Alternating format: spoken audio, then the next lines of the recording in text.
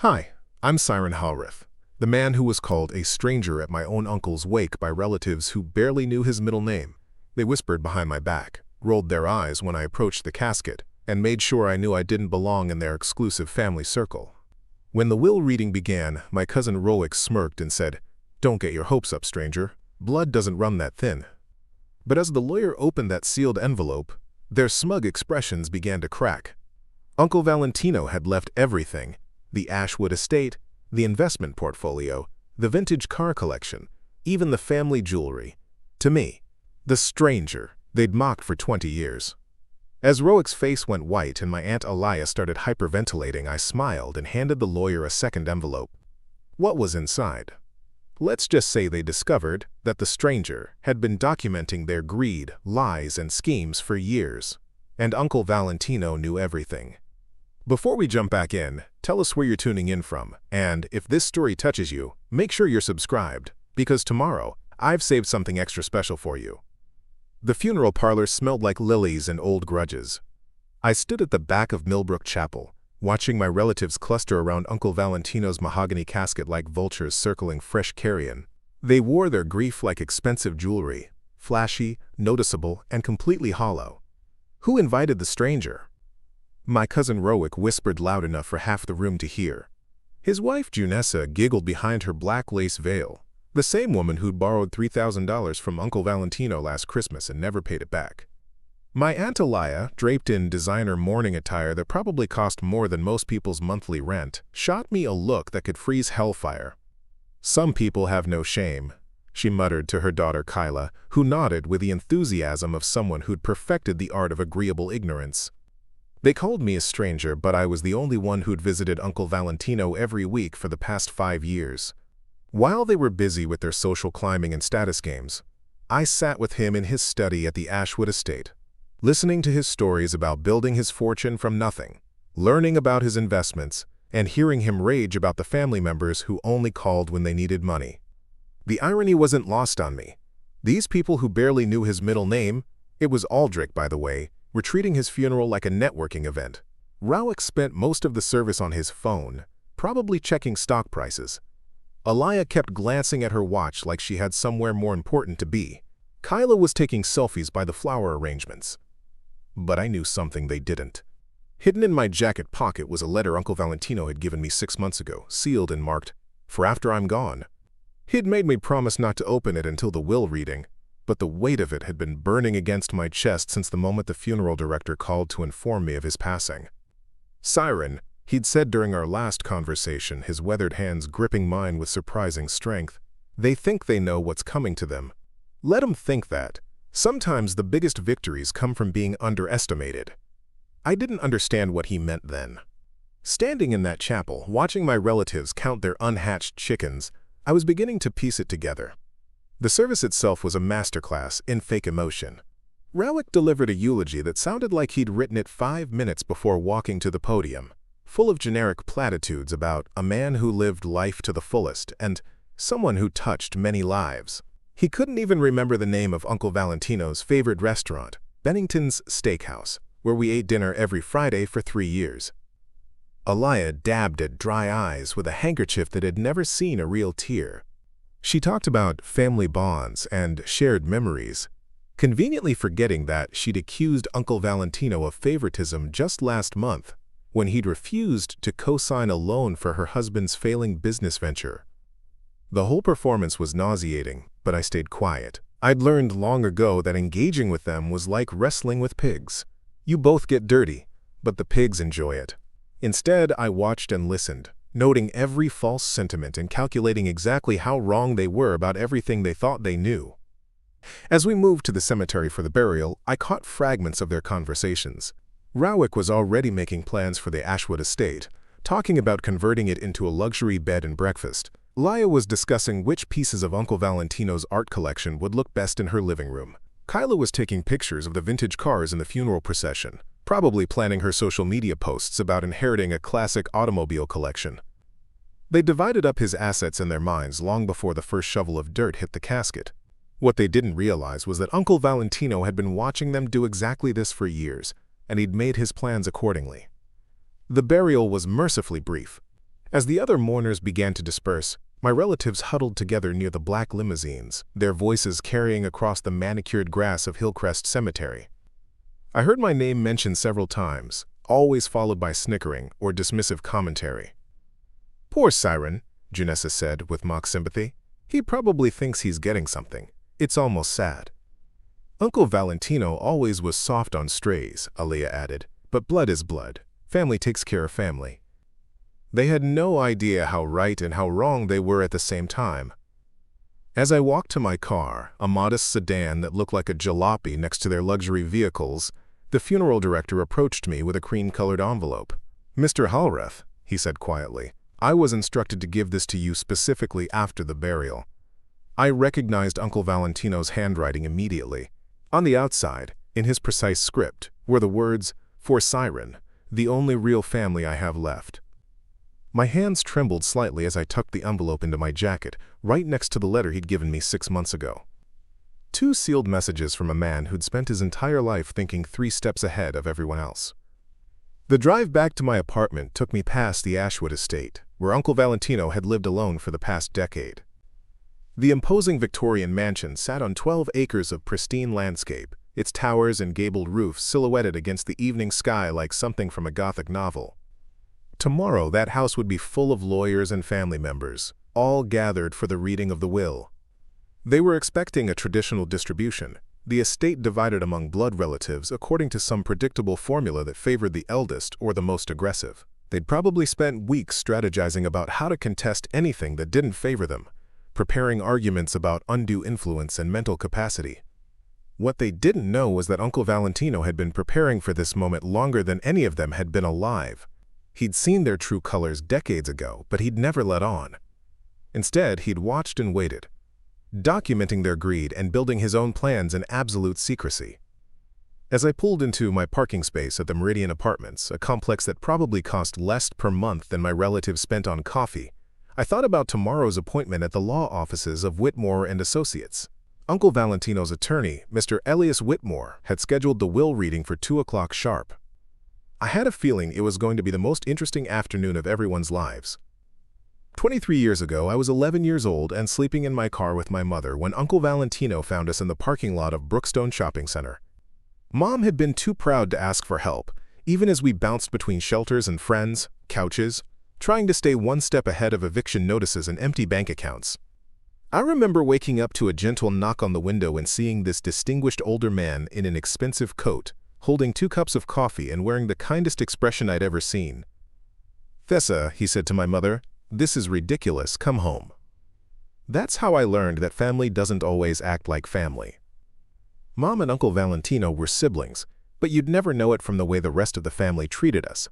She'd been the black sheep, the one who married the wrong man and made the wrong choices, at least according to the Halreth family narrative. When my father left us with nothing but debt and broken promises, the family's response was a collective shrug and a closing of ranks that didn't include us. Uncle Valentino was different. He brought us to the Ashwood Estate that cold October night, and I thought I'd stepped into a fairy tale. The house was enormous, with libraries that had ladders on wheels, a conservatory filled with exotic plants, and more bedrooms than I could count. But what impressed me most wasn't the luxury. It was the way Uncle Valentino talked to me like I mattered. Intelligence and character. He told me that first night as he showed me to my room, those are the only things worth inheriting. Everything else is just window dressing. We lived at the estate for 2 years while Mom got back on her feet. Uncle Valentino never made us feel like charity cases. Instead, he put Mom to work managing his investments, discovering she had a natural talent for financial analysis that had been wasted on small-town jobs and bad marriages. He enrolled me in Prestwick Academy, the best private school in 3 counties, and spent his evenings helping me with homework and teaching me about business. Those were the best years of my youth. Uncle Valentino wasn't just generous with his money, he was generous with his time and attention. He taught me to play chess on the antique set in his study, showed me how to read financial statements, and explained the difference between building wealth and just making money. More importantly, he taught me about integrity, about keeping your word even when it costs you, and about the difference between being rich and being worthy of respect. Preparing and narrating this story took us a lot of time, so if you are enjoying it, subscribe to our channel. It means a lot to us. Now back to the story. The rest of the family hated it. Rowick, who was 5 years older than me, made sure I knew I didn't belong. "You're not really a Halreth," he'd tell me whenever we were at family gatherings. "You're just some charity case Uncle Valentino feels sorry for." His parents, my Aunt Elmira and Uncle Caesar, never corrected him. If anything, they encouraged the sentiment. Alliah was even worse. She'd smile to Uncle Valentino's face, and then corner Mom in private, making subtle comments about knowing your place and not getting too comfortable. She had this way of delivering insults wrapped in concern that made them especially cutting. "I just worry," she'd say, "that Valentino is setting you up for disappointment. Family money has a way of staying in the family, if you know what I mean." The message was clear. We were temporary guests who'd overstayed our welcome. When Mom finally saved enough to get us our own place, Uncle Valentino was genuinely sad to see us go. "You'll always have a home here," he promised, and unlike the empty platitudes I'd heard from other relatives, I believed him. What followed was a decade of careful relationship building. While Rowick and Alliah showed up for holidays and birthday parties, treating Uncle Valentino like an ATM with a pulse, I visited him every week. Not because I wanted anything, but because I genuinely enjoyed his company. We'd sit in his study, surrounded by first-edition books and family photographs that told the story of 4 generations of Halreths, and he'd share stories about building his business empire. He'd started with nothing, a small inheritance from his grandfather that he'd parlayed into real estate investments, then expanded into technology startups, and eventually built a diversified portfolio worth 8 figures. The secret, he'd tell me, isn't just knowing when to take risks. It's knowing which people you can trust with those risks. Most of my family sees dollar signs when they look at me. You see a person. That's worth more than all the money in my accounts. He was right about the family. Every conversation they had with him eventually led to requests for money. Rowick needed a loan for his consulting business. Alliah wanted help with her mortgage payments. Kyla needed tuition money for a master's degree she'd never finish. Even their visits felt transactional, calculated for maximum financial gain. I watched Uncle Valentino navigate these requests with diplomatic skill, sometimes saying yes, sometimes saying no, always keeping detailed records of who asked for what and when. He never explained his decision-making process to me directly, but I started to notice patterns. People who showed genuine gratitude and made efforts to pay him back were more likely to receive help again. People who treated his generosity like an entitlement quickly found themselves cut off. "I'm not running a charity," he'd say when relatives complained about his refusal to fund their latest schemes. "I'm maintaining a family. There's a difference." The turning point came 3 years ago during Thanksgiving dinner at the estate. Rowick had been drinking heavily and decided to confront Uncle Valentino about his unfair distribution of family money. The argument escalated quickly, with accusations flying about favoritism and manipulation. "You give more attention to that bastard Cyran than you do to your own flesh and blood," Rowick shouted, pointing at me with a gravy-stained finger. "He's not even really family." The room went silent. Uncle Valentino set down his wineglass with deliberate precision and fixed Rowick with a stare that could have melted steel. "Family," he said quietly, "isn't determined by DNA.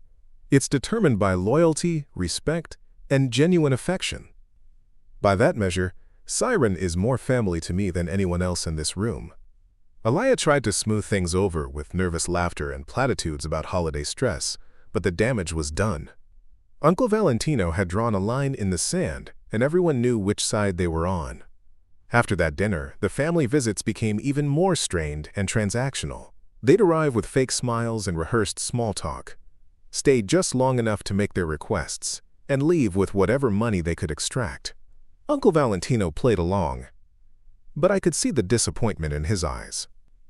"They think I'm a fool," he told me one evening as we watched the sunset from his conservatory. "They think I don't see what they're doing, that I don't understand their motivations. They're wrong."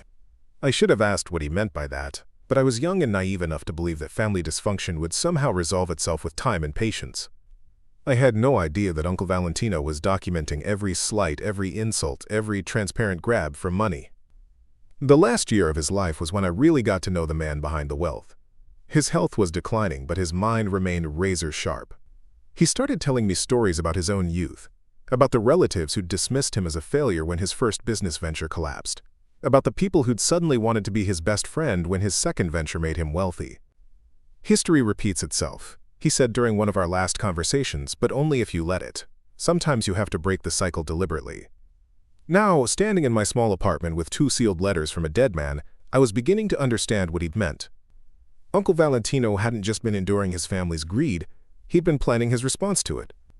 Tomorrow's will reading wasn't going to be the coronation ceremony my relatives were expecting, it was going to be a reckoning. The law offices of Whitmore and Associates occupied the top floor of the Meridian Tower, 30 stories above the city, with floor-to-ceiling windows that offered a commanding view of everything below. I arrived 15 minutes early, partly from nervousness and partly from habit. Uncle Valentino had taught me that punctuality was a form of respect.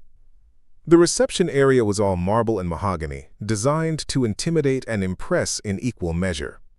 I wore my best suit, a charcoal gray number I'd bought for job interviews, knowing it would look modest next to the designer attire my relatives would be sporting. Sometimes playing the part of the humble outsider had its advantages. Alliah arrived first, sweeping through the doors like she owned the building. She'd traded her funeral black for a cream-colored power suit that probably cost more than my monthly rent, and she wore enough jewelry to fund a small business. Her husband Aaron followed behind her, checking his phone with the focused intensity of someone pretending to be important. "Cyran," she said with surprise that fooled no one, "how unexpected to see you here." I smiled politely. Uncle Valentino specifically requested my presence.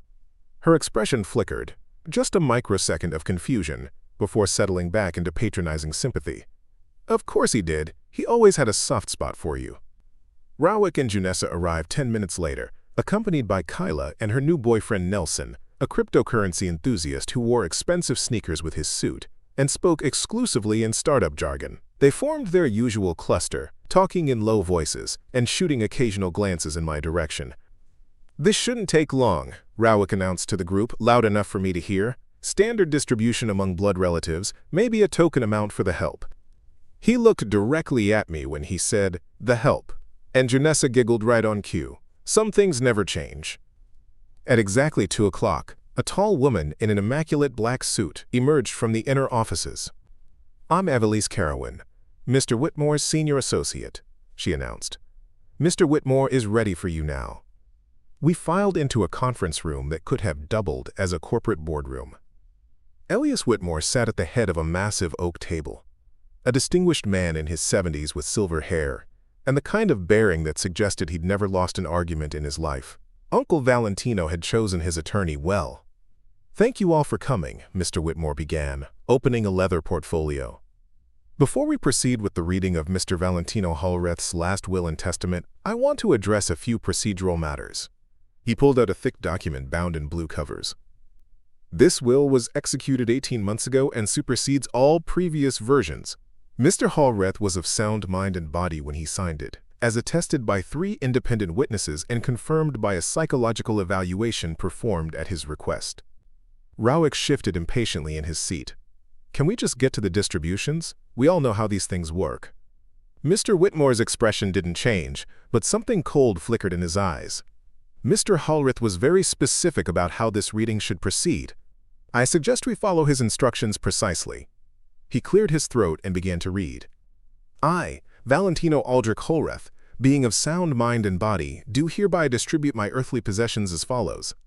To my nephew Rowick Halreth, who has requested money from me 17 times in the past 5 years, and has repaid exactly none of it, I leave the sum of $1 and the advice that entitlement is not an inheritance strategy." The silence that followed was deafening. Rowick's face went through a fascinating color progression from pale to red to something approaching purple. "What?" he sputtered. "That's impossible. There must be some mistake." Mr. Whitmore continued reading without acknowledging the interruption. "To my niece Alliah, who once told me that family money should stay with family while simultaneously asking me to fund her husband's 4th failed business venture, I leave the sum of $1 and a reminder that blood relations don't automatically create financial obligations." Alliah's perfectly applied makeup couldn't hide the shock spreading across her features. "This is ridiculous," she whispered. "Valentino would never." "To my great-niece Kyla Verrill," Mr. Whitmore read on, who has visited me exactly 6 times in the past decade and spent 4 of those visits asking for tuition money for degrees she never completed, I leave the sum of $1 and the suggestion that genuine relationships require more than seasonal appearances." Kyla burst into tears. Nelson put an awkward arm around her shoulders, looking like he wanted to disappear into his expensive sneakers. The room erupted in chaos. Rowick was on his feet, demanding to see the original document. Alliah was threatening legal action. Kyla was sobbing about unfairness and manipulation. The volume escalated until Mr. Whitmore slammed his hand on the table with the authority of someone who'd spent 50 years controlling courtrooms. "I am not finished," he said quietly, and the room fell silent again.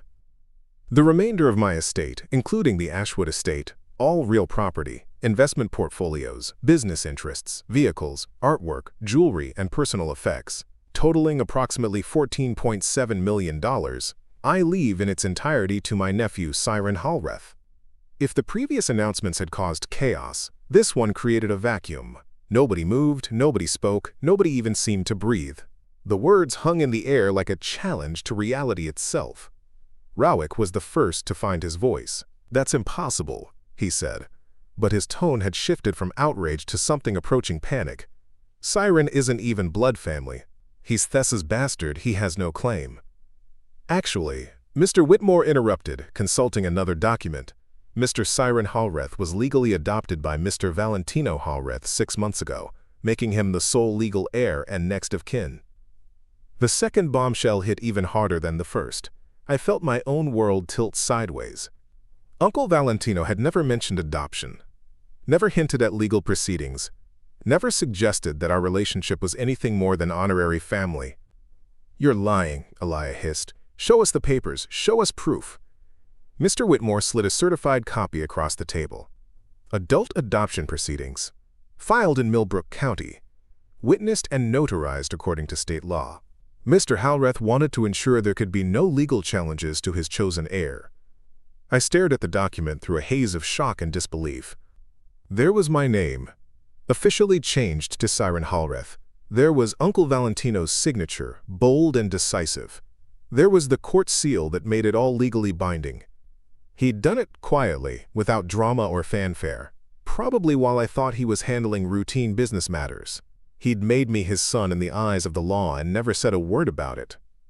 "This is fraud," Rowick shouted, lunging across the table to grab the adoption papers. "This is coercion and manipulation and—" "This is exactly what Mr. Halreth expected you would say," Mr. Whitmore replied calmly, retrieving the documents before Rowick could damage them. "Which is why he prepared for this reaction." He opened a second portfolio and pulled out what looked like a recording device. "Mr. Halreth asked me to play this if anyone contested his decisions." Uncle Valentino's voice filled the room, clear and strong despite the illness that had been slowly killing him. "If you're hearing this, it means my family is reacting to my will exactly as I predicted they would. Rowick, you're probably questioning my mental capacity. Alliah, you're probably threatening lawsuits. Kyla, you're probably crying about unfairness. And Cyran, you're probably sitting there in shock, wondering why I never told you about the adoption." His recorded voice paused, and I could almost see his slight smile. "I'll explain everything to Cyran privately. As for the rest of you, understand this: I have been documenting your behavior for years. Every request for money, every insult directed at Cyran, every time you treated my home like a bank and my affection like a commodity. I have recordings, photographs, financial records, and witnesses." The temperature in the room seemed to drop 10 degrees. "You want to contest my will? Please, try. You'll discover that challenging a man's final wishes is expensive, time-consuming, and ultimately futile when that man has spent years preparing for exactly this scenario. The legal bills alone will cost you more than the token amounts I left you." Rowick sank back into his chair, his face ashen. Alliah stared at the recording device like it was a venomous snake.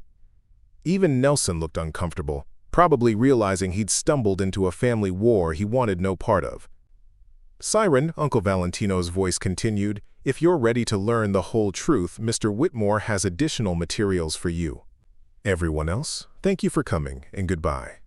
The recording clicked off, leaving us all in silence that felt like the aftermath of an explosion.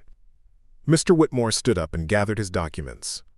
"If there are no further questions, I believe we're finished here." Mr. Halreth, I'll need to schedule a private meeting with you to handle the transfer of assets.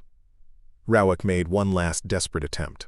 We'll contest this. We'll prove he was manipulated, that he wasn't competent. That's your prerogative, Mr. Whitmore replied with the patience of someone who'd heard similar threats 1,000 times before. Though I should mention that Mr. Valentino Halreth specifically set aside $500,000 to defend his will against any legal challenges. He was quite confident in his preparations. And just like that, the meeting was over. My relatives filed out in stunned silence, their dreams of inherited wealth crumbling around them like sandcastles at high tide. I remained seated, trying to process the fact that my entire identity had just been rewritten. Uncle Valentino hadn't just left me his fortune. He'd made me his legal son and heir.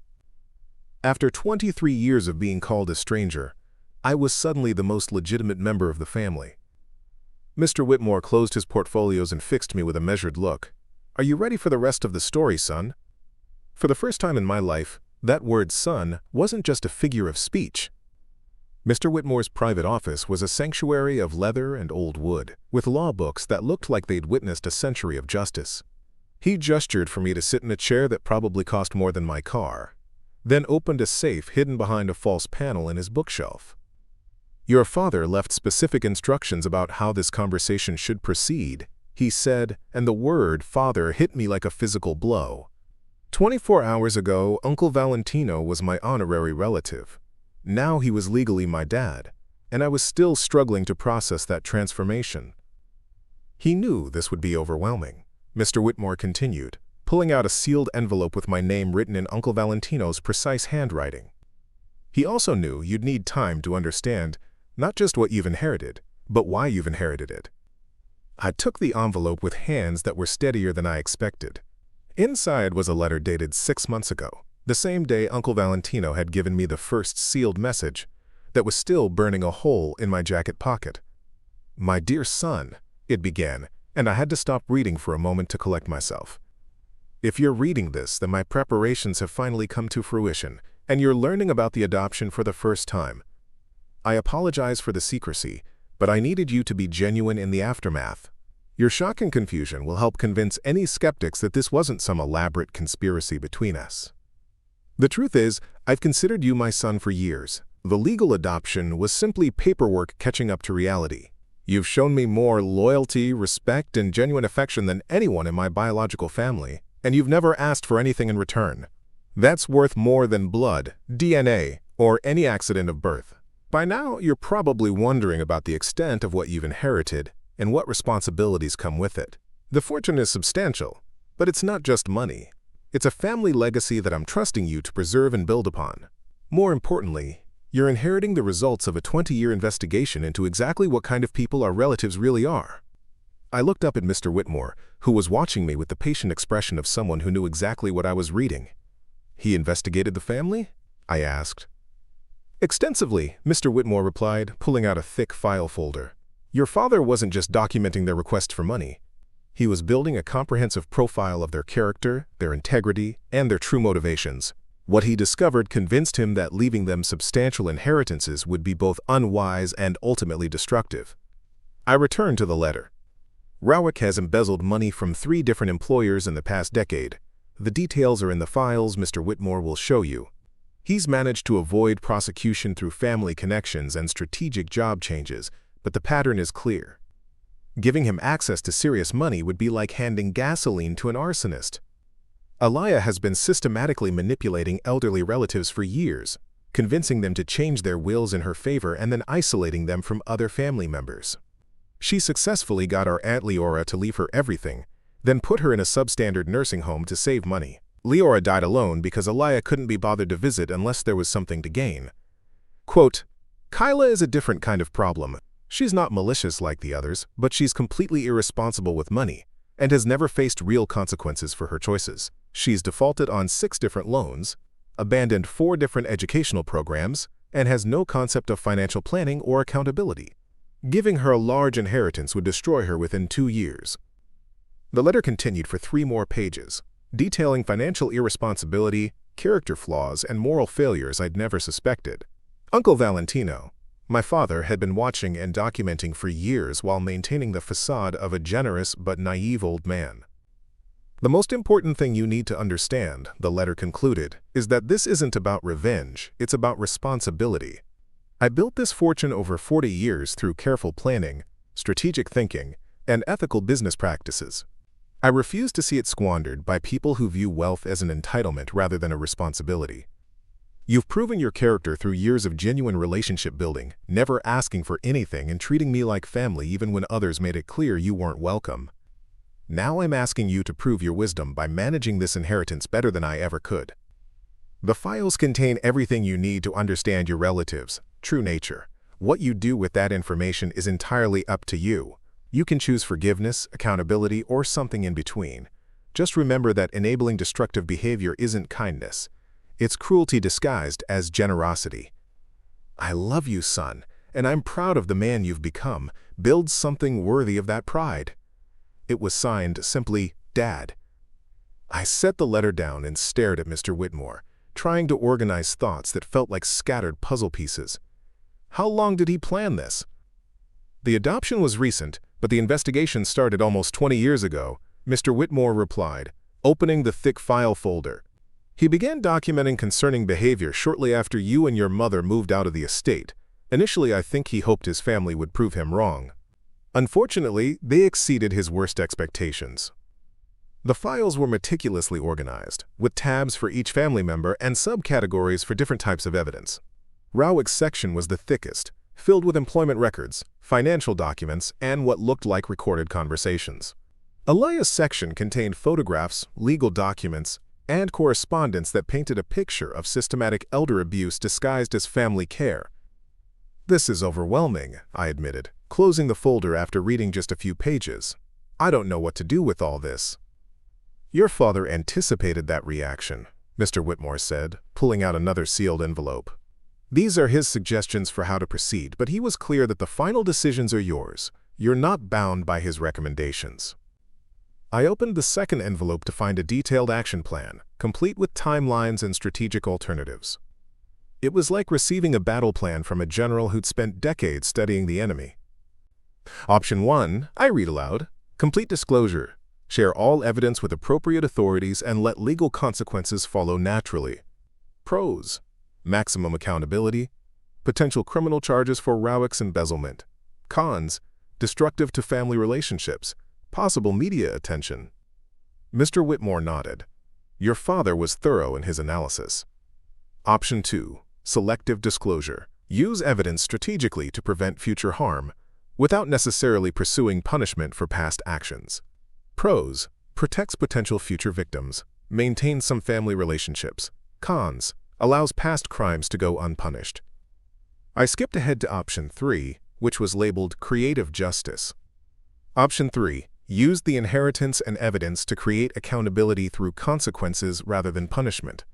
Example. Establish a trust fund for Kyla that requires financial responsibility training and has strict oversight. Pros. Educational rather than punitive. Potential for actual behavior change. Cons. Requires ongoing involvement and management. The plan continued for 6 pages, outlining specific strategies for each family member and detailed contingencies for various responses. Uncle Valentino. I was going to have to train myself to think Dad had thought of everything. He really wanted to give them a chance to change, I said, realizing the depth of thought that had gone into these alternatives. He did, Mr. Whitmore confirmed. But he also wanted to ensure you had tools to protect yourself and others if they chose not to change. The inheritance gives you leverage, but leverage is only valuable if you're willing to use it. I leaned back in the leather chair, feeling the weight of $14.7 million and 20 years of family secrets settling on my shoulders. What would you do? Mr. Whitmore was quiet for a long moment, considering his words carefully. Your father asked me that same question when we were developing these plans. I told him then what I'll tell you now. The right choice depends on what kind of man you want to be and what kind of legacy you want to leave. He stood up and walked to the window, gazing out at the city below. Your father could have simply written them out of the will and left it at that. Instead, he chose to document their behavior and give you options for addressing it. That tells me he believed in the possibility of redemption, even for people who had disappointed him deeply. So he wanted me to give them another chance? I think he wanted you to give them an informed chance, Mr. Whitmore replied. There's a difference between naive generosity and strategic kindness. One enables destructive behavior. The other creates opportunities for growth while protecting everyone involved. I thought about my relatives' behavior during the will reading, their immediate assumptions about contesting the inheritance, their complete lack of self-reflection about why they might have been excluded. They'd shown no signs of understanding or remorse, just entitlement and anger. They're not going to accept this quietly, I said. No, they're not, Mr. Whitmore agreed. Your father predicted they would attempt legal challenges, public pressure, and emotional manipulation. He prepared responses for all of those scenarios. He handed me a third envelope, this one marked Emergency Protocols. If they escalate their response beyond normal family drama, these are your father's recommendations for protecting yourself and your inheritance. He was particularly concerned about Rowick's history of financial desperation and poor decision-making. I tucked all 3 envelopes into my jacket pocket, along with the original letter Uncle Valentino had given me 6 months ago. 4 messages from a dead man, each one revealing new layers of planning and preparation. I need some time to process all this, I said, standing up to leave. Of course, Mr. Whitmore replied, but don't take too long. Your relatives are probably plotting their response as we speak, and your father's strategies work best when implemented quickly. As I walked toward the door, he called my name one more time. Cyran, your father was proud of you. Whatever you decide to do, remember that. He chose you not just because you were the best option, but because he genuinely believed you were the right person to carry on his legacy. I nodded and left his office, stepping into an elevator that felt like a transition chamber between my old life and whatever came next. 24 hours ago, I was the family outsider, with no prospects and no power. Now I was a multi-millionaire with more family secrets than I knew what to do with. The weight of 4 sealed envelopes in my jacket felt like the weight of destiny itself. The Ashwood Estate felt different when I walked through its doors as the legal owner, instead of a visiting nephew. Every piece of furniture, every painting, every family photograph now belonged to me, which somehow made them feel more precious and more overwhelming at the same time. I'd spent the previous night reading through Uncle Valentino's dad's files until my eyes burned and my head throbbed with information overload. The scope of his investigation was staggering. He documented not just major incidents, but patterns of behavior that painted detailed psychological profiles of each family member. Rowick wasn't just an embezzler. He was a serial manipulator who'd convinced 3 different employers that missing funds were due to accounting errors or computer glitches. He'd perfected a system of creating plausible explanations while gradually escalating the amounts he stole. The pattern suggested he was building towards something bigger, possibly planning to disappear entirely once he'd accumulated enough money. Alliah's elder abuse was even more disturbing. She'd identified lonely, wealthy relatives and systematically isolated them from other family members, while positioning herself as their primary caregiver and confidant. Alliah was just the most recent victim. There had been others, including a great-uncle who died under suspicious circumstances after changing his will in Alliah's favor. But it was Kyla's file that surprised me most. I'd always seen her as relatively harmless, just irresponsible with money and commitment. What Dad's investigation revealed was a pattern of abandoning people and responsibilities whenever things became difficult. She defaulted on loans from friends, left roommates to cover her rent, and dropped out of programs that other people had co-signed for or paid for. She wasn't malicious, but she was destructive in her own way. The files also contained detailed financial records showing exactly how much money each relative had received from Dad over the years. Rowick had borrowed nearly $200,000 and had repaid less than 10% of it. Alliah had received almost as much, usually framed as gifts, for various emergencies that seemed to occur with suspicious regularity. Even Kyla had accumulated nearly $50,000 in unpaid loans for education and living expenses. They weren't just ungrateful relatives. They were systematic exploiters who'd been draining Dad's generosity for years while treating him with contempt behind his back. My phone had been ringing constantly since the will reading. Rowick called 6 times, leaving increasingly angry voicemails that ranged from threats of legal action to accusations of manipulation and fraud. Alliah sent a series of text messages that started with fake concern for my overwhelming responsibility and escalated to demands that I do the right thing and share the inheritance with real family. Kyla's approach was different. She showed up at my apartment at 7 in the morning, crying and begging me to understand that she'd never meant to hurt Uncle Valentino and that she needed just a small portion of the inheritance to get her life back on track. "I know I made mistakes," she sobbed on my doorstep, still wearing yesterday's clothes and smelling like she'd spent the night in a bar. "But I'm family, Cyran. I'm blood. That has to count for something." I invited her in and made coffee, listening to her rehearsed speech about family bonds and second chances. It was almost word for word what Dad had predicted she would say, right down to the emphasis on blood family and the promise to change if given another opportunity. "What would you do with the money?" I asked when she finished her prepared remarks. "I'd pay back my debts," she said immediately, "all of them. And I'd get my life together, maybe go back to school, find a stable career. I just need a fresh start." "How much do you owe?" She fidgeted with her coffee cup, not meeting my eyes. "Not that much, maybe 30,000, 40 at most." According to Dad's files, her current debts totaled nearly $80,000, and that was just what he'd been able to document. Credit cards, student loans, money borrowed from friends, unpaid rent, legal fees from a drunk driving case she'd never mentioned to the family. She was lying to me, just like she'd lied to everyone else. "I need some time to think about everything," I told her. "Of course," she said, brightening immediately. "Just remember that I'm the only one who never said anything bad about you. Rowick and Mom always called you names, but I always defended you." Another lie. Dad's recordings included several conversations where Kyla had laughed along with Rowick's charity case jokes and had agreed with Alliah's suggestions that I was manipulating Uncle Valentino for money. After Kyla left, I spent the morning at the estate, walking through rooms that held 20 years of memories. The study where Dad had taught me to play chess. The conservatory, where we'd watched sunsets and talked about everything from philosophy to business strategy. The library where he'd shared stories about his own youth and the lessons he'd learned about people and money.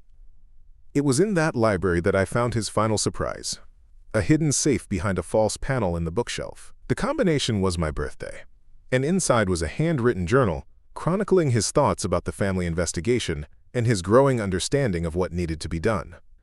I wanted to believe they would change. One entry read, "I kept thinking that if I just gave them enough chances, enough support, enough love, they would realize that relationships are more valuable than money.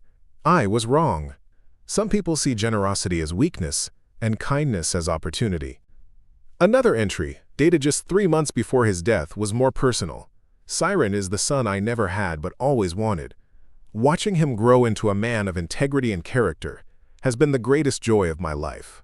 I know this inheritance will be a burden as much as a blessing, but I trust him to handle it better than I ever could. He understands that wealth is a responsibility, not a privilege."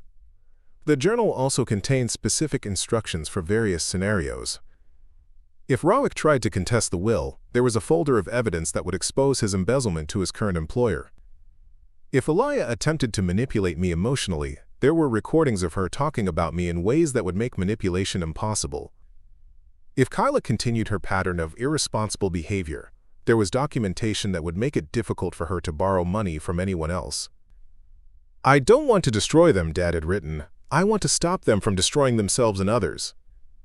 Sometimes the kindest thing you can do for someone is to remove their ability to continue making destructive choices. By afternoon, I'd made my decision about how to proceed. It wouldn't be complete forgiveness, and it wouldn't be total warfare. It would be something Dad's action plan called strategic accountability. Consequences designed to create opportunities for growth while protecting everyone involved. I called Mr. Whitmore and asked him to arrange individual meetings with each family member. "I want to offer them alternatives," I explained. "Not just money, but actual solutions to their problems. If they're willing to accept accountability and make real changes, we can work together. If they're not, then we proceed with full disclosure." "Your father hoped you would choose that path," Mr. Whitmore said. "He prepared specific proposals for each of them. And if they refuse, then we implement the emergency protocols. Your father was quite thorough in his contingency planning." That evening, I drove to the Millbrook Country Club, where I knew Rowick would be having dinner with potential clients. It was time to start the next phase of whatever this inheritance was going to become. I found him at the bar, already 3 drinks into what looked like an expensive evening. He saw me approaching, and his expression shifted from surprise to anger to something that might have been fear. "Well, well," he said loudly enough for other patrons to hear, "if it isn't the heir apparent, come to gloat?" "Actually," I said, taking the seat next to him, "I came to make you an offer." The fear in his eyes intensified, though he tried to hide it with aggressive posturing. "I don't want anything from you. That money belongs to the family." "Some of it does," I agreed. "The question is whether you want to earn it back or lose it forever." For the first time since the will reading, Rowick was speechless. He stared at me like I'd just spoken in a foreign language. "What are you talking about?" he finally managed. I pulled out a folder and set it on the bar between us. "I'm talking about accountability, second chances, and the difference between enabling someone's mistakes and helping them fix their life." Inside the folder was everything Dad had compiled about Rowick's embezzlement, along with a detailed proposal for addressing it without criminal charges. It was generous and fair, but it required complete honesty and genuine commitment to change. Rowick opened the folder, and his face went pale as he realized what he was looking at. "Where did you get this?" "Uncle Valentino, Dad, documented everything," I said quietly. "The question is what we do about it now." The bar had become completely silent around us. Other patrons were pretending not to listen while hanging on every word. "You have a choice," I continued. "You can work with me to make things right, or you can contest the will and discover exactly how much evidence exists about your financial activities." Rowick closed the folder with shaking hands. "This is blackmail." "No," I said, standing up to leave. "This is an opportunity. You have 48 hours to decide whether you want to take it." As I walked away, I heard him order another drink with a voice that shook with more than alcohol. Tomorrow, I would make similar offers to Alliah and Kyla. Each of them would face the same choice: accountability with support or consequences without mercy. Dad had spent 20 years documenting their failures. Now it was time to discover if any of them were capable of learning from those failures. The weight of $14.7 million was nothing compared to the weight of deciding who deserved a second chance and who had already squandered all the chances they were going to get. The first sign that my family was escalating beyond normal dysfunction came at 3 in the morning when my apartment building's fire alarm started screaming. I stumbled out of bed, grabbed my emergency bag containing copies of all Dad's files, and joined the stream of residents evacuating into the parking lot. The fire department found no fire, no gas leak, no electrical problems. Someone had triggered the alarm manually from the stairwell on my floor. The security cameras had been mysteriously disabled between midnight and 3 a.m., a coincidence that felt anything but coincidental. "Probably just kids," the fire chief told the building manager, but I caught him looking directly at me when he said it. Small towns have ways of making private business public, and by now everyone knew about the Halreth inheritance drama. I didn't sleep for the rest of the night. Instead, I sat in my kitchen reviewing Dad's emergency protocols, the ones I'd hoped I wouldn't need. The manual fire alarm was listed under harassment and intimidation tactics, with a note that read, "When people feel cornered, they often escalate to psychological warfare before attempting anything more serious." The 48 hours I'd given Rowick weren't even half over, and already someone was trying to rattle me. My phone buzzed with a text from an unknown number. "Blood family protects blood family. Outsiders should remember their place." I forwarded the message to Mr. Whitmore, along with a summary of the night's events. His response came back within minutes. "Implementing enhanced security protocols immediately. Do not return to your apartment until further notice."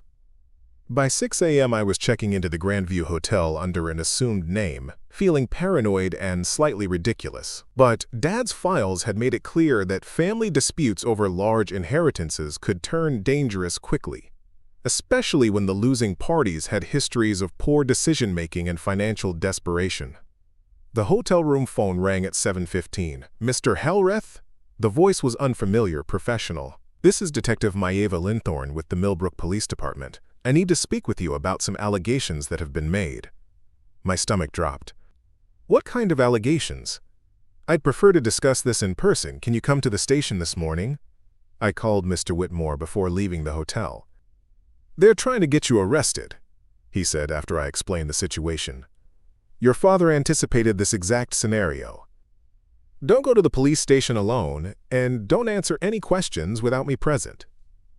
We met at the station at 9 a.m. Detective Linthorne was a sharp-eyed woman in her 40s who looked like she'd heard every lie ever invented and wasn't impressed by any of them. She led us to an interview room that smelled like stale coffee and broken dreams.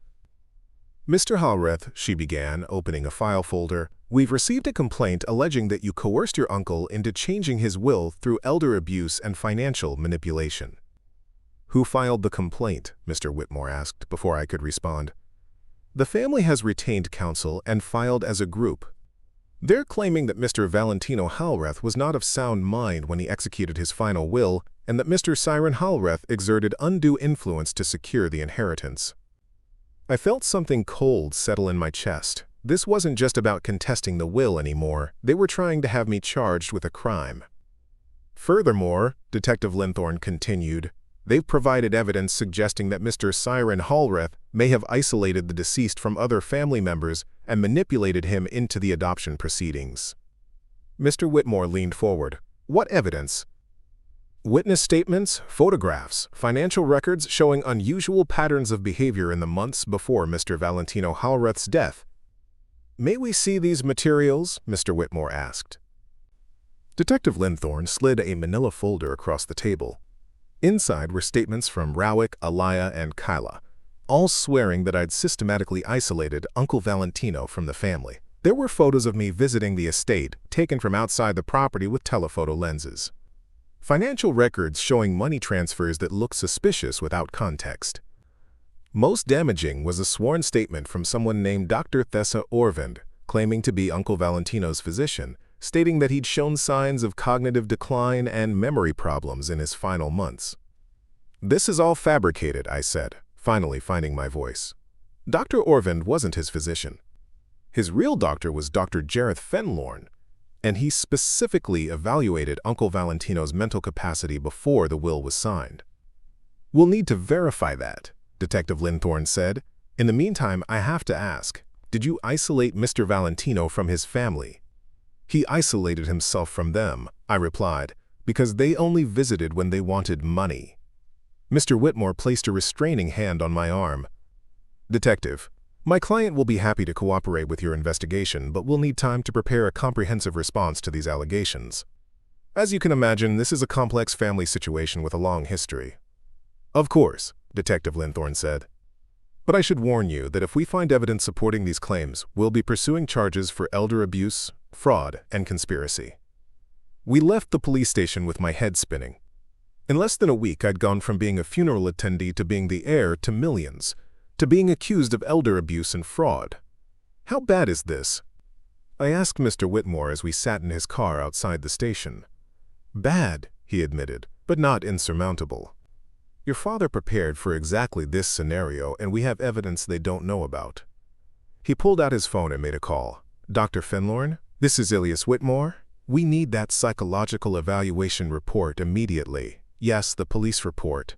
And can you come to my office this afternoon to give a statement about Mr. Valentino's mental state?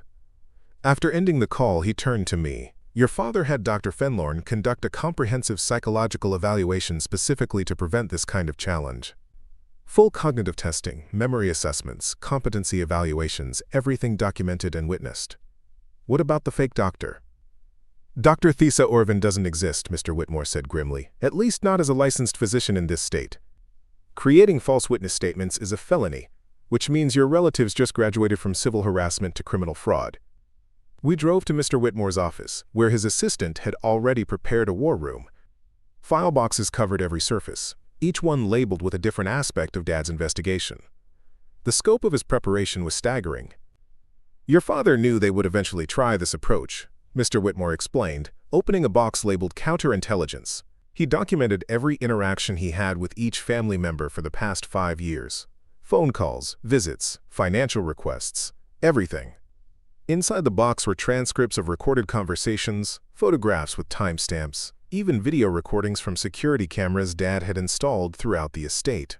He'd been building a case for years, not just documenting their behavior but protecting himself against exactly the kind of false accusations they were now making. "Here," Mr. Whitmore said, pulling out a thick folder, recorded conversation between Rowick and Alliah from 6 months ago. They're discussing how to contest the will if they don't get what they want. They specifically mention hiring actors to pose as medical professionals if necessary. I listened to the recording with growing amazement and disgust. My relatives weren't just entitled and greedy, they were criminal conspirators who'd been planning this fraud for months. "And here," Mr. Whitmore continued, opening another folder, "are the real financial records showing every penny your father gave them over the years, along with documentation that they never repaid any of it. Their claim that you were manipulating him financially falls apart when you see that he never gave you any money at all." The afternoon brought another revelation that changed everything. Mr. Whitmore's private investigator, a former FBI agent named Noel Draven, knocked on the office door with a folder marked urgent. "You need to see this," she said, spreading photographs across the conference table. "I've been surveilling the family since the will reading, and they've been busier than we thought." The photos showed Rowick meeting with a man I didn't recognize outside a seedy bar downtown. Money was changing hands, and both men looked nervous. "The guy with Rowick is Caesar Farrowen," Noel explained. "He's got a record for fraud, identity theft, and document forgery. Guess who hired him to create the fake doctor's credentials?" Mr. Whitmore studied the photographs. "This gives us everything we need to destroy their criminal complaint and potentially have them arrested." "It gets worse," Noel continued. "Alliah has been liquidating assets all week. She's cleaning out her bank accounts, selling jewelry, even put her house on the market yesterday. She's preparing to run." "Why would she run if she thinks she's going to win the inheritance fight?" "Because she knows she's not going to win," Mr. Whitmore said quietly. "This whole criminal complaint is a desperation play. They're hoping to tie up the inheritance in legal proceedings long enough to negotiate some kind of settlement, and if that doesn't work, they're planning to disappear with whatever money they can grab." Noel pulled out another set of photographs. "There's more. Kyla's been meeting with a bankruptcy attorney. She's planning to file for protection from her creditors, probably hoping that an inheritance windfall will get her out of debt without having to pay anyone back." The scope of their coordination was breathtaking. While I'd been agonizing over how to handle Dad's information ethically and responsibly, they'd been orchestrating a criminal conspiracy that could land them all in federal prison. "What do we do now?" I asked. Mr. Whitmore was quiet for a long moment, organizing the evidence into neat piles. "Your father's emergency protocols are very specific about this scenario. We can either turn all of this over to the FBI and let federal prosecutors handle it, or we can confront them directly and offer them one final chance to abandon their criminal activities." "What would Dad want me to do?" "Read the letter," Mr. Whitmore said, handing me an envelope I hadn't seen before. "He wrote this specifically for the scenario where they escalated to criminal fraud." I opened the letter with hands that barely trembled. After everything I'd learned in the past week, I was getting used to having my worldview readjusted by messages from beyond the grave. "My dear son," the letter began, "if you're reading this, it means they've chosen the criminal path rather than accepting accountability. I'm sorry you have to see them at their worst, but perhaps it's better that you understand exactly what kind of people they really are. You now have enough evidence to destroy them completely. Federal fraud charges, conspiracy charges, even RICO violations if the prosecutor is ambitious. They will go to prison, lose everything they have, and spend the rest of their lives as convicted felons. But before you make that choice, ask yourself this: is justice more important than mercy? Is punishment more valuable than redemption? I've given you the tools to destroy them, but I've also given you the power to save them from themselves.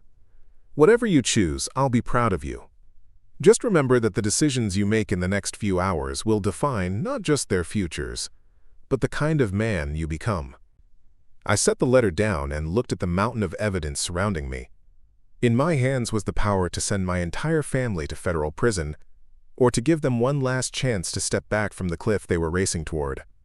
Dad had prepared me for this moment, but he'd left the final choice entirely up to me. The weight of that decision felt heavier than all the money in the world. I made my choice at sunrise. Standing in Dad's study at the Ashwood Estate, surrounded by 20 years of family photographs and memories that would never feel the same, I pulled out my phone and sent identical text messages to Rowick, Alliah, and Kyla. Meet me at the estate at 2 p.m. today. Come alone. This ends now. Mr. Whitmore arrived an hour early with Noel Draven and a court stenographer. We arranged the study like a courtroom, with Dad's desk serving as the judge's bench and chairs, positioned to face the evidence that would either destroy my family or save them from themselves.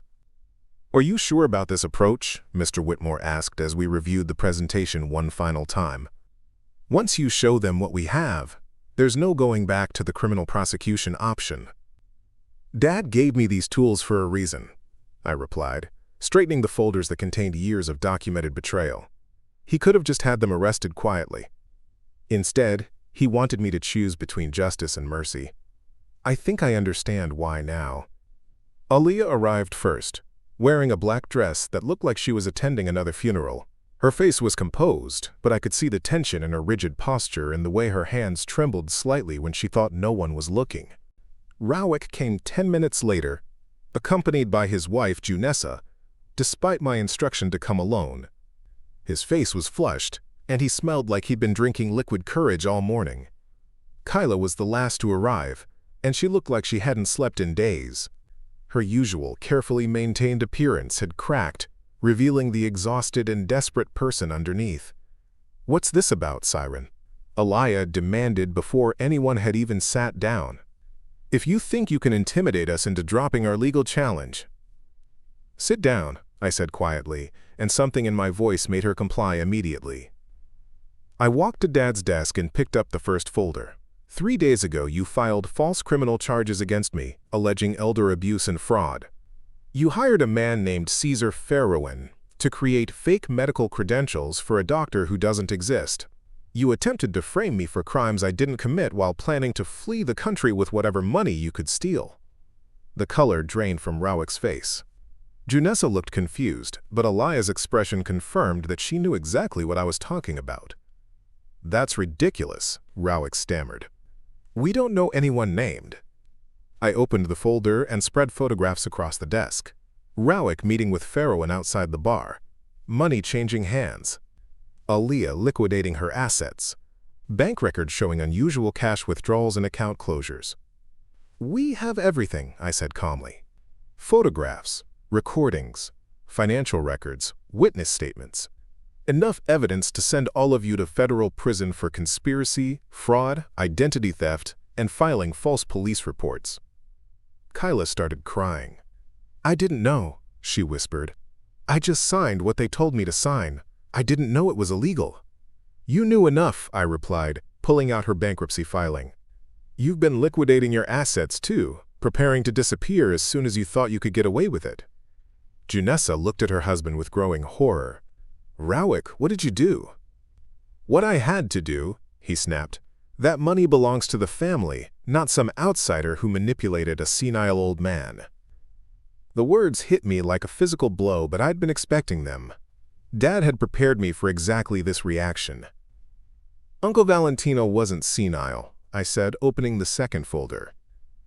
"Dr. Gareth Fenlorn conducted a comprehensive psychological evaluation 6 months before his death. Full cognitive testing, memory assessments, competency evaluations. All documented and witnessed." I spread the medical reports across the desk. He scored in the 95th percentile for his age group. His memory was perfect, his reasoning was sharp, and he was completely aware of what he was doing when he wrote his will and arranged for my adoption. Alliah leaned forward to examine the documents, her lawyer training kicking in despite her emotional state. These could be forged. "Like the fake doctor you created?" I asked. "Dr. Fenlorn is prepared to testify about Uncle Valentino's mental state.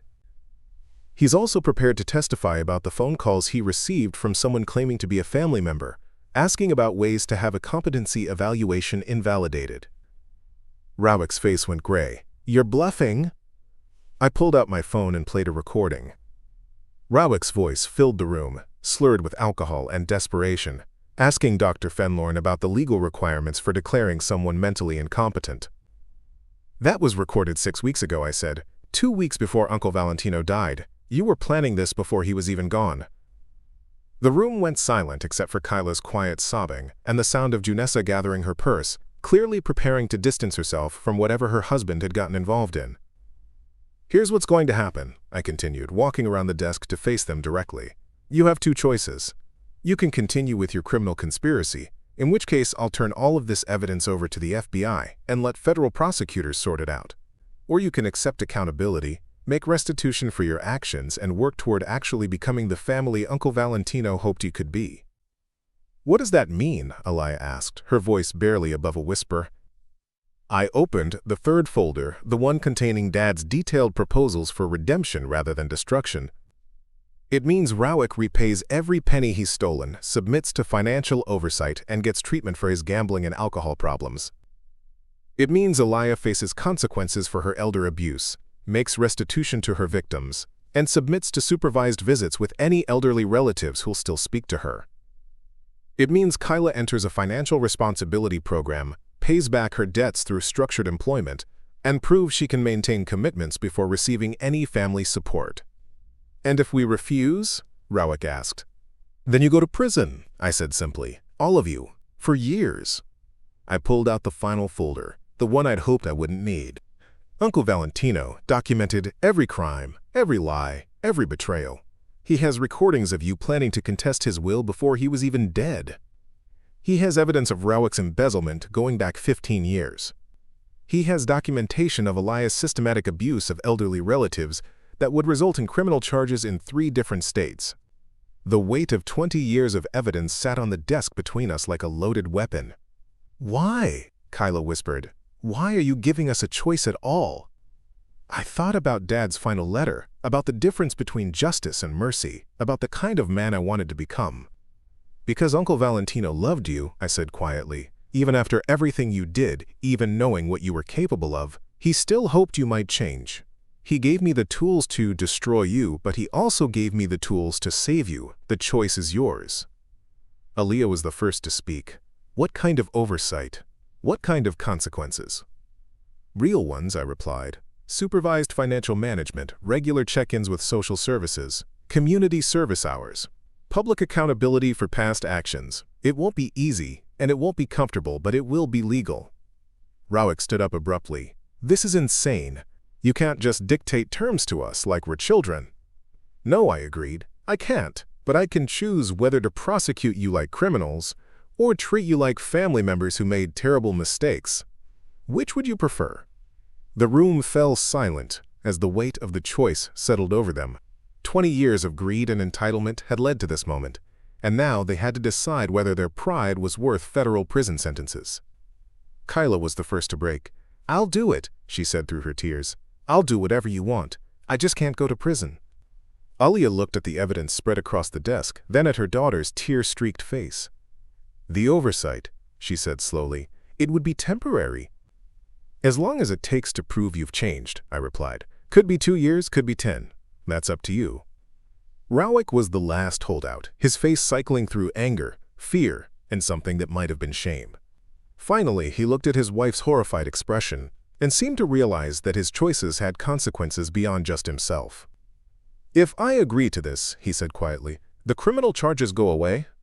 "If you follow through completely, yes," I confirmed. "But if you violate the terms even once, everything goes to the FBI immediately." He stared at the evidence for a long moment, then slowly nodded. "I'll do it." I looked around the room at my broken, defeated family and felt something that wasn't quite victory but wasn't quite sadness either. They'd chosen survival over pride, which was perhaps the first wise decision any of them had made in years. "Mr. Whitmore will prepare the legal documents," I said. "You'll sign them tomorrow, and we'll begin implementing the accountability measures immediately." As they filed out of the study, looking like prisoners who'd just been granted unexpected parole, I remained behind with Dad's photographs and the weight of the choice I'd made. I'd chosen mercy over justice, redemption over revenge. Whether that made me wise or foolish remained to be seen, but it felt like what Dad would have wanted. Outside the windows of the Ashwood Estate, the sun was setting on one chapter of my life and rising on whatever came next. 7 months later, I stood in the same study where I'd confronted my family, but everything had changed. The room now served as the headquarters for the Valentino Halreth Foundation, a nonprofit organization dedicated to supporting families in crisis and preventing elder abuse. Dad's chess set still occupied its place of honor on the mantel, but the rest of the space buzzed with the quiet energy of meaningful work. Kyla knocked on the doorframe, holding a folder of completed paperwork. "The financial literacy workshop graduation certificates are ready for your signature," she said, setting them on the desk with careful precision. It was hard to believe this was the same person who'd sobbed in my apartment 6 months ago, begging for money she had no intention of repaying. The structured employment program had been brutal for her, 40 hours a week of data entry, combined with evening classes in financial management and personal responsibility. But something had shifted in those first difficult months. Maybe it was the relief of finally having a plan. Or maybe it was the discovery that she was actually capable of following through on commitments when the consequences were clear and immediate. "How are the new participants adapting?" I asked, reviewing the certificates. "Better than expected," she replied. "Mrs. Chen completed her first month of debt counseling, and Mr. Martinez just got approved for his small business loan. Having people who understand what they're going through makes a difference." The Foundation's pilot program paired people struggling with financial irresponsibility with mentors who'd overcome similar challenges. Kyla had become one of our most effective counselors, probably because she could speak from genuine experience about the difference between enabling and accountability. Alliah's path had been more complicated. The supervised visitation requirements had been humiliating for someone accustomed to controlling elderly relatives through manipulation and isolation. But the mandatory community service hours at Hillcrest Nursing Home had forced her to confront the consequences of her past actions. She'd met families whose relatives had been isolated and exploited. And for the first time in her adult life, she'd been required to listen without being able to charm or manipulate her way out of uncomfortable truths. "She's here for her monthly check-in," Kyla said, glancing toward the waiting area. "Social services says she's been compliant with all requirements." I nodded. Alliah's accountability process would continue for another 18 months, but the early signs were encouraging. She'd started volunteering additional hours beyond her court-mandated requirements, and her supervisor reported that she was developing genuine empathy for the residents. Rowick's journey had been the most difficult to watch. The gambling addiction treatment had revealed depths of self-destructive behavior that went back decades. The financial restitution requirements meant he'd be working to repay his debts for years, but he'd committed to the process with a determination that surprised everyone, including his wife. "He called this morning," I said, pulling up his progress report on my computer. 6 months sober, employment review coming up positive, and he's ahead of schedule on his repayment plan. "Think it will stick?" Kyla asked. "I think Dad was right," I replied. "Sometimes people need to lose everything before they can appreciate what they have." Rowick lost his pride, his illusions, and his ability to blame other people for his problems. What's left is someone who might actually be worth knowing. The Foundation had grown beyond my wildest expectations. Using Dad's business connections and my newfound understanding of family dynamics, we developed programs for preventing elder abuse, supporting financial literacy, and helping families rebuild trust after betrayal. The work felt like a natural extension of everything Dad had tried to teach me about responsibility, integrity, and the difference between charity and enablement. My phone buzzed with a text from Mr. Whitmore. "Board meeting reminder, 3 p.m. The new anti-fraud legislation proposal is ready for your review." The legal work had become a passion project, working with legislators to strengthen protections for elderly people and create better reporting mechanisms for financial abuse felt like honoring Dad's memory while preventing other families from experiencing what we'd gone through. As I prepared to leave for the meeting, I stopped in front of the family photograph that had hung in this study for 20 years. 3 generations of Halreths smiled back at me, including a young Uncle Valentino who probably never imagined his nephew would inherit not just his fortune, but his burden of trying to hold a fractured family together. They'd called me a stranger at his wake, and in many ways, they'd been right. I was strange to them because I valued relationships over money, accountability over entitlement, and growth over comfort. But I was no longer the outsider looking in. I was the center of a new kind of family, one built on choice rather than blood, merit rather than birthright. The Ashwood Estate had become a home again, not just for me, but for the rotating cast of program participants, volunteers, and staff who filled its rooms with purpose and hope. Dad would have loved seeing his fortress of solitude transformed into a beacon of healing. My phone rang as I headed toward the door. The caller ID showed a number I'd been expecting. "Hello, Detective Linthorne," I answered. Mr. Halreth, I wanted to let you know that the investigation into the false criminal complaint has been closed. Given the family's cooperation with your accountability program and their full restitution to the state for investigative costs, the prosecutor has decided not to pursue charges. Thank you for letting me know. For what it's worth, she added, what you've built here is impressive. My department has already referred 3 families to your foundation's programs. After ending the call, I stood in the doorway of Dad's study and felt the weight of 6 months of transformation. The inheritance had never really been about money. It had been about understanding the difference between what people deserve and what they need, between justice and mercy, between punishment and redemption. I was no longer the stranger at the family gathering. I was the one who'd learned that sometimes the greatest gift you can give people isn't what they want, but what they need to become who they're capable of being. And Dad, wherever he was, probably knew that all along. Up next, you've got 2 more standout stories right on your screen. If this one hit the mark, you won't want to pass these up. Just click and check them out. And don't forget to subscribe and turn on the notification bell so you don't miss any upload from us.